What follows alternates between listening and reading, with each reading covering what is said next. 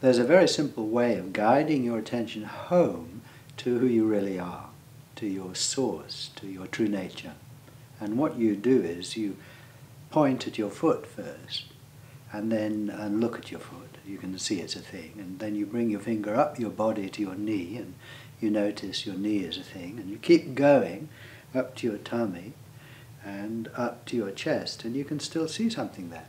But then you come to a point where your body fades out, and there's a kind of threshold there. You can't see anything more of your body, but you keep your finger going. You keep raising your finger until you're pointing at the place above that threshold where your body fades out, and you look and see what's there, which is what I'm doing now. And I'm seeing there's just open space here, capacity for the world, clarity. My hands disappear into the void here, which is full of everything, unconditionally open here, the source, who one really is. So that's a very simple journey you can take over a threshold to your true nature. A friend of mine, Colin, takes people through this experiment sometimes, and he relates it to the Zen Buddhist idea of enlightenment, or a kind of instruction for getting enlightened. And the instruction is that you've got to climb to the top of this pole, incredibly tall pole. And I don't know how you get up there, you kind of shin up there. And when you get to the top, you keep going. That's the instruction. Well, I can imagine it's kind of scary at the top of that pole. And you're being asked to keep going. I mean, you look up and there's nothing there. I can well imagine feeling resistant to taking a step off into the void. You've got to somehow trust that you're going to be all right, I suppose. Anyway, that's the idea in this instruction. Keep going, don't stop at the top of the pole. Well, Colin relates this to the coming up your body, you see. You look down at your body and you can see your legs and your torso, and it's like the pole. And the feet are the bottom of the pole. And you point gradually up your body, you're climbing that pole all the way up. And when you get to this threshold here, that's the top of the pole. There it is, physically visible. Well, the instruction is to keep going, you see. Step off the top of the pole here, right here. This is where it is, into the void. Recently I was giving a workshop, a day workshop, and there were about a dozen people, and a marvellous group of people. And one of the people was a lady who, in a way, was struggling a bit with the workshop. And I don't know if resistant to the whole approach is the right word, probably not, but what's the point of this? You know, what good is it, that kind of thing. And we tried to help her. And anyway, at the end of the workshop, I asked anyone if they'd like to lead us through this pointing experiment. And I do this at the end of workshops sometimes, just invite people to lead us through the experiments, because it's a, you know, you learn by doing, and if you do the experiment and guide people through, you are able to, you know, you find out what it means to you.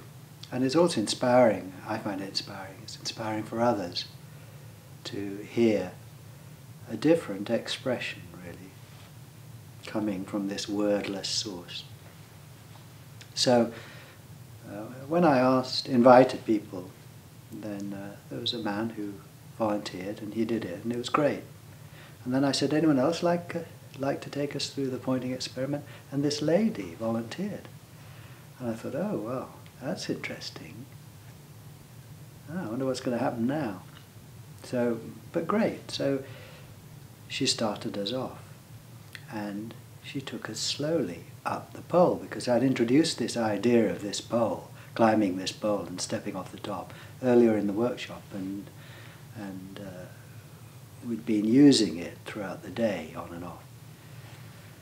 And there we were climbing the pole with her. And she really got us to look. She was really looking. And we got closer and closer to the top, you see, of the pole. And her voice became quite emotional, and it became quite dramatic. And I really thought, are we going to step off? And she took us to the top.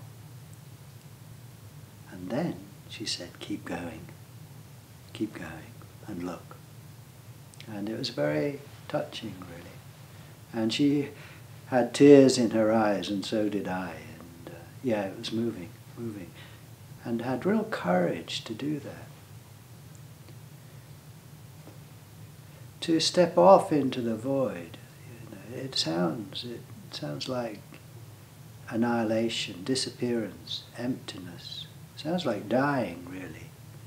And it is a very deep kind of death, because here there's nothing left at all. Nothing survives here. So I am resistant to this sometimes. They say, die before you die. Well, this is dying before you die. Sometimes I don't want to. But the brilliant thing is that when you do step off, you're all right. Because everything comes with you. This emptiness is full. It's never just empty. When you die, this deepest of deaths here, you're instantly resurrected as everything. When you climb this pole, if you stop at the top, then you're just that one thing. You remain as that one body, that one person. But if you step off into no thing, you become everything. And that's the only way of being everything, is by being nothing. Surrendering everything and receiving everything back. And how do we surrender everything? It's not the feeling of surrender primarily. Feelings come and go. It's not the idea of surrender. It's seeing. Nothing here. Wordless. Non-verbal, non-emotional seeing. Attention to the place right where you are, at your center, that only you can see.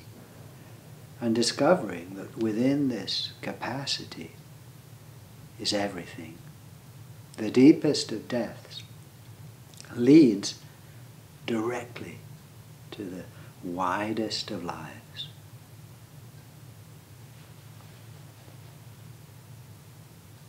So, climb that pole. When you get to the top, keep going. Take courage. Take a deep breath. You'll be all right. Don't think about it. Don't try and understand it. You don't have to feel anything in particular. It's attention, which is available now.